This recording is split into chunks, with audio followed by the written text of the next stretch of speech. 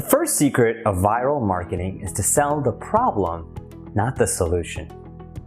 So in this video, we're going to talk about how to position your product or service so many more people will demand it. But before we talk about that, I want to talk about one of the world's most popular game shows, Jeopardy! Now, as most of you may know, unlike most game shows, Jeopardy! Starts off by asking the contestants an answer and then forces them to guess the question that led to it. Here's an example for those of you who may be unfamiliar. The category is the Civil War, and here is the clue. The battles of Shiloh and Collierville were fought in this state. Jeff. What is Tennessee? You're right. You're the champion, $75,000. Come on out here. As you can see, Jeopardy! Is a pretty mind-boggling game. And you're presented with the answer and forced to think of all the possible questions that led to it. And when it comes to marketing, too many companies play Jeopardy! With their customers. And let me explain. You see, they market their product as the answer without telling their customers how or why it resolves a question in their life. For example, take a look at this ad for Samsung's notebook.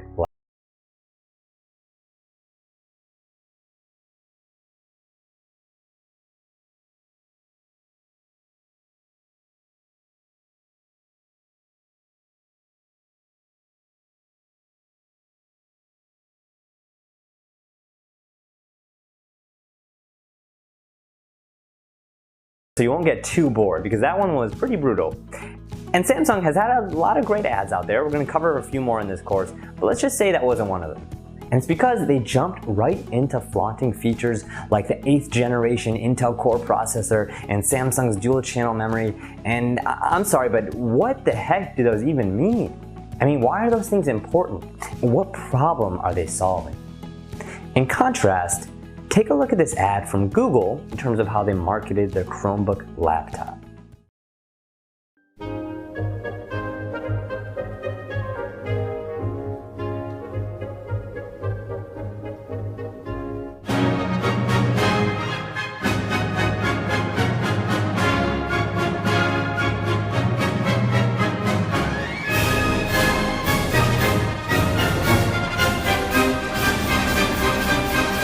A serious error has occurred. A serious error has occurred. A serious error.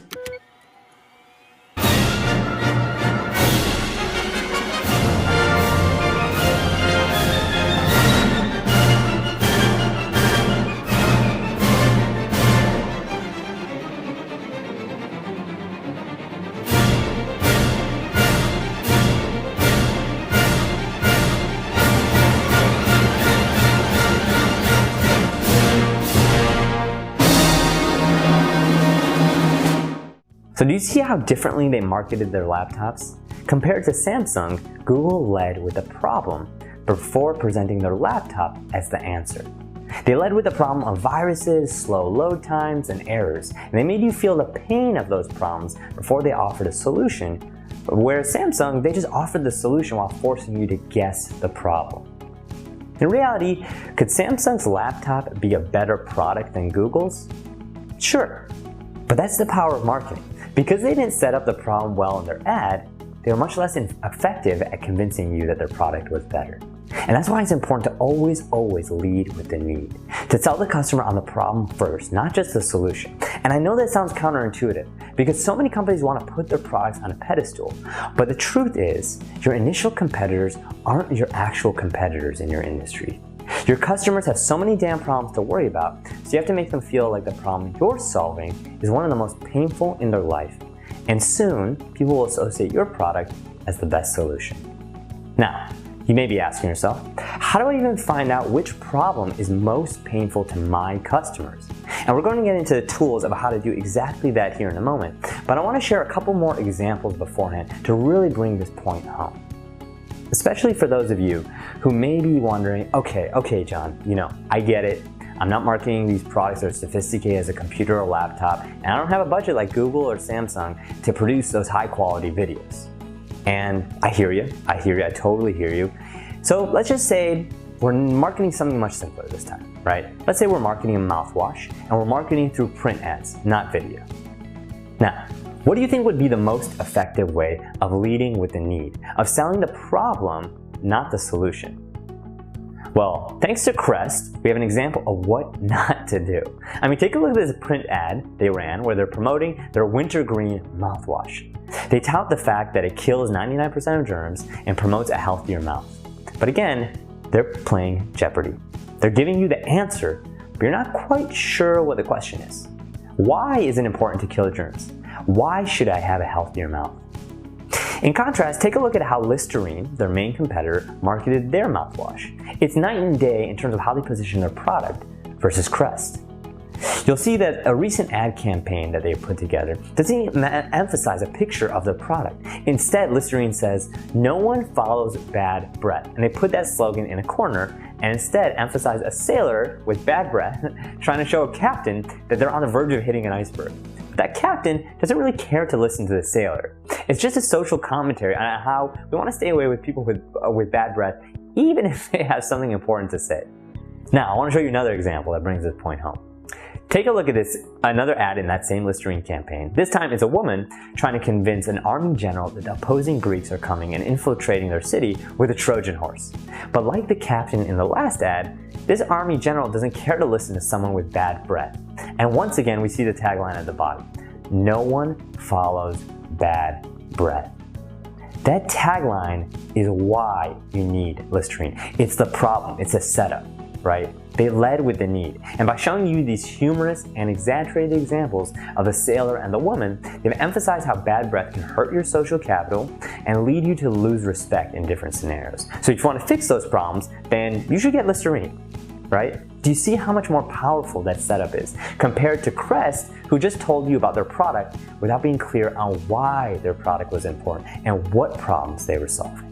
In fact, Listerine's focus on selling the problem has been so effective that they've been running different versions of this same exact marketing campaign since the 1920s. I kid you not. Back then, they marketed the pitfalls of this disease called halitosis. And it was this medical condition that urgently required treatment and caused you to be a social outcast. Again, Listerine just popularized this. It wasn't really a medical term that doctors threw around back then. And here's a Listerine ad where they say just this. They say, halitosis makes you unpopular. And you see a picture of a woman feeling like a third wheel as a couple behind them is all lovey-dovey. And you see another headline that says, halitosis is inexcusable and can be instantly remedied, right? They're setting up the solution. And they say, lucky for you, that remedy is Listerine. Again, they're selling the problem before selling the solution. In fact, Listerine ran another ad in the 1920s that got a lot of attention, for better or for worse. They talked about how you'll always be a bridesmaid, but never a bride if you have bad breath.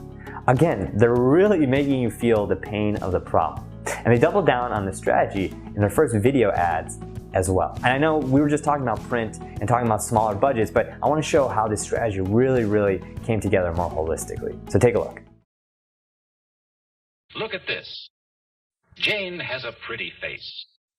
Men notice her lovely figure, but never linger long. Because Jane has one big minus on her report card: halitosis, bad breath.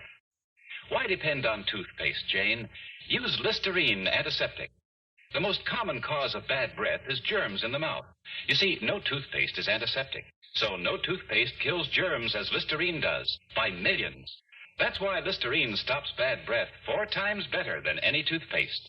Listerine antiseptic stops bad breath 4 times better than any toothpaste.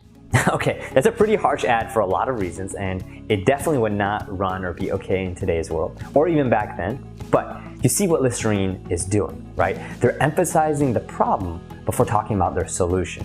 And let's be honest with each other here. Will bad breath actually keep you from finding your significant other? Probably not.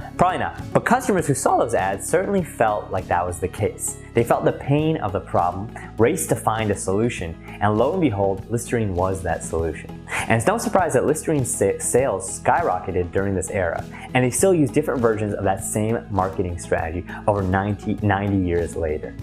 And now there's countless more examples that we could talk about of why it's important to lead with the need. But at this point, I want to talk about how we could go through an exercise together to really put your skills to the test, to make sure that next time you're working with a client or another brand, that you're not forcing their customers to play Jeopardy. So let's take a quick quiz here. And to set it up, here's the situation. Let's say you're marketing an acne cream for teenagers. How would you go about promoting it? Would you A, emphasize the acne cream's patented formula? Would you B, advertise how the cream will restore self-confidence and self-esteem?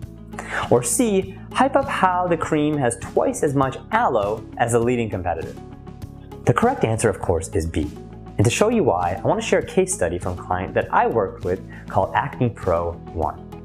Initially, here's how their homepage looked. You can see that they emphasize their patented technology for skincare, but I had to break the hard truth to them that nobody really cares about your new patented technology. So we worked together to refocus the marketing campaign on the problem, not the solution. We changed their slogan to be the following: "Let's be clear," which is a wordplay on the common phrase. Since so many teenagers struggle with self-confidence, we position Acne Pro 1 as a way to not only feel better about your skin, but to feel better about yourself and who you are.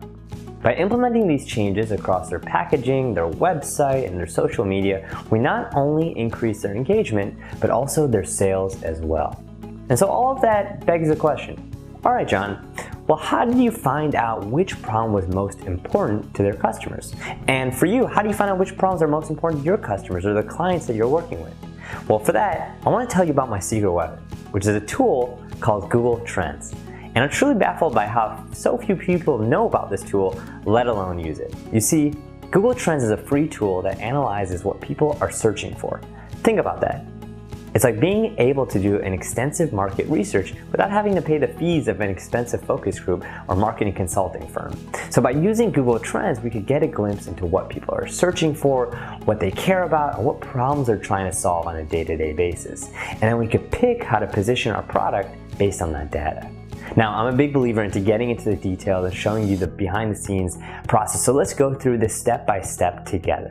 All right, first, let's type in google.com/trends into our browser. Now that we have the home page, let's type in how to have clear skin. And that makes sense, right? People who want an acne cleanser will likely have the problem of pimples and acne, right? Makes sense. Now, let's try a slightly different angle and type in how to be more confident as a search term to compare to. Now we're going a little bit deeper here than just skin problems. And personally, I remember how self-conscious I felt when I had acne growing up, and it really hindered my self-confidence. So I'm curious to see if the data confirms that other people are searching and trying to solve that problem as well. And boom, right off the bat we see that people are much more interested in solving this problem and searching for it than just trying to solve acne problems. Now let's try another angle. How to be more attractive, right? Can we test whether people may be concerned about solving problems related to attracting the opposite sex and going on more dates? And we can see if there's a relationship there between acne.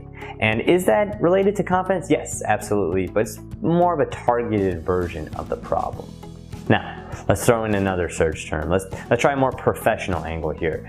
Let's type in how to be a better public speaker, which may speak to the group of adults who still have acne and may struggle with presenting in front of colleagues. And we see that search interest for that term is nowhere near as high as the phrase. So worth testing, but ultimately the data shows that other problems have more promise and potential in terms of our positioning. Now, for clients, I keep going through this process. I try out more phrases, I try multiple variations on those phrases, and I see what different regions and what different time periods work the best. And I really encourage you to do the same and do that really lengthy process for each client or any project or any brand that you may be working on, because it really shows you that the data doesn't lie, and it tells you the problems that people care about most in their lives. And ultimately for this case study, how to be more confident was the most highly searched phrase versus everything else that we looked up.